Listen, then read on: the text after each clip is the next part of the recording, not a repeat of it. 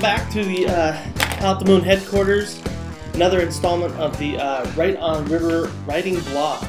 So, there's nothing more inspiring than coming out of your writing hole and attending a good conference. That's what I did this weekend. You meet other people just as crazy and misguided as you are, and even better, meet people whose misguided craziness has actually met with some measure of success. And so that's what I did this weekend at the Right on the River conference in Wenatchee. So I learned lots of things while I was there. I learned that mystery writer J.A. Jance has a traveling wiener dog, and she's not afraid to include updates about his bowel movements in her keynote addresses.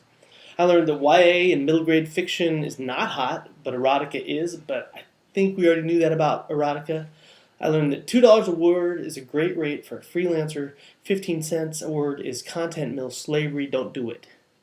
But the single most important, most inspirational thing that I heard all weekend, barf it out. That piece of regurgitory wisdom and brilliance came from lawyer-turned-novelist Robert Dugoni. Dugoni's an old hand at conference presentations.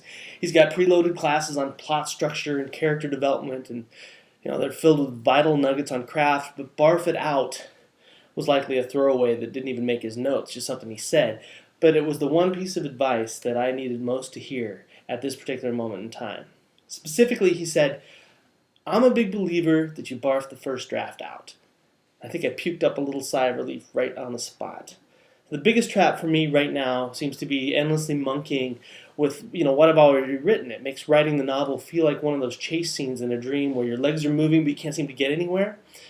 Every time I get some new idea for the final sections of the book, which is all the time right now, I find myself making slight alterations to earlier sections or adding a new line that fleshes out a character in a new direction or swapping around the order of chapters.